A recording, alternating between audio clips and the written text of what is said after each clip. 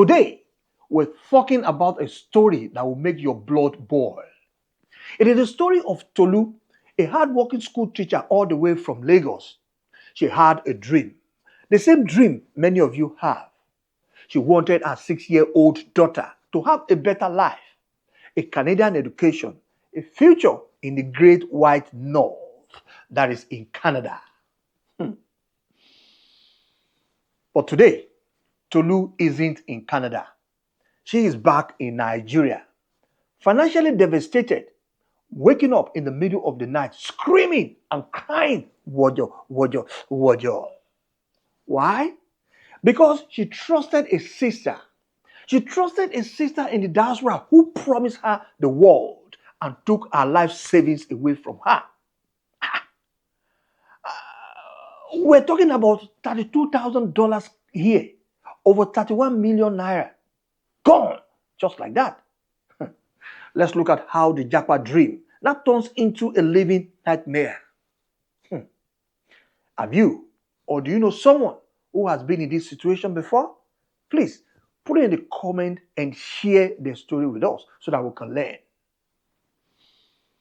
Tolu and her husband arrived Canada on tourist visa. Now listen to me. Listen to me, okay? This was the first mistake. They wanted to stay permanently in Canada, but they didn't have the right paper. They didn't have the right document because they entered with tourist visa. In their desperation, they met a woman, who called herself Grace. And this woman looked like a successful diaspora sister. She ran an immigration agency. She even told Tolu, "Don't worry, my sister. Shebi we are one, Niger to Niger now. I have the key to permanent residency. No, in fact, I can get you a work permit. Also, I will make sure I get you a job. And PR, forget those ones. I'll get you PR. But it's going to cost you money." And Tolu said, "How much, auntie?" "Just $70,000. In fact, I'm doing it for you just because we'll be Niger to Niger." $70,000? Expert says that is 2 times the normal cost of immigration help. But when you are desperate and you see a fellow Nigerian smiling mie at you, you don't see the price tag anymore. You suddenly see the bridge, to your future. Tolu signed the contract, sharp, stamp, put everything down there, and she paid the first installment, which was $32,000 upfront to this our sister Grace. That was her home money in Nigeria, the one she sold. That was her husband's business capital, everything all gone, through one bank transfer to this woman. Grace was not a licensed consultant. She gave Tolu advice that was legally impossible in Canada. She told her to apply for a work permit for a job, that didn't even qualify for permanent residency. It was a misdirection, and Tolu was let down, on a dead-end street. In fact, you know yourself, right? When the Canadian government now denied the work permit, Tolu now realized that she has been played, that she has been duped. She confronted Sister Grace. Sister Grace said, no, don't shout on me like that. Because Tolu went to her house, to beg for her to even pay her money back. Even she doesn't even have money to use to buy food for her own daughter. Do you know what this our sister did? Quickly, she called Ogbaligbe. She called police. She called Koti. She called Olokpa on them. She told the Canadian police, "Please, kick these people, this struggling Nigeria. Kick them off my property." This is the person that took their 31 million naira and treated them like a common criminal. Grace excuse. What do you mean excuse? She told the news agency. She said, it's a free market. I can charge whatever I want. My people, this is a red flag. In Canada, Australia, and the UK, immigration consultants must be licensed. If they are not licensed, they cannot legally charge you for advice. Grace claimed she was just assisting her husband who is licensed. You see how they play him now, eh? This is a common trick. They use one person, yeah, to scam other people. Because of this misdirection, Tolu and the family lost their status.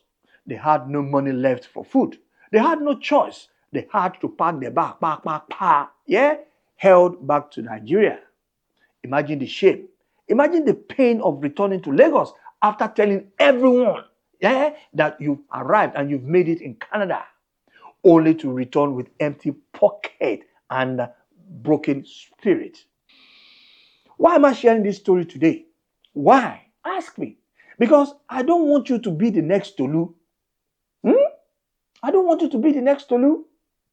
Just because someone is from your tribe or goes to your church doesn't mean that person is honest.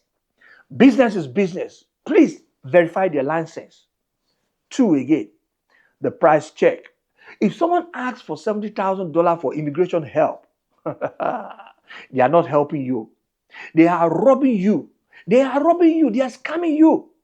Real legal fee, yeah, are a friction of that. Number 3, please check the portal. Every country has a public registry for licensed immigration consultants. If their name isn't there, run kata kata kata away from that deal. Tolu says she wakes up crying. She wakes up every night. Her husband has to shake her like this because she screamed in her dream. The Japa dream became a ghost that haunted her. If you're in Canada, the UK, or the US, and you see these agencies preying on our newly arrived brothers and sisters, please speak up. Because we cannot let our people be the one who destroys our Canadian dream.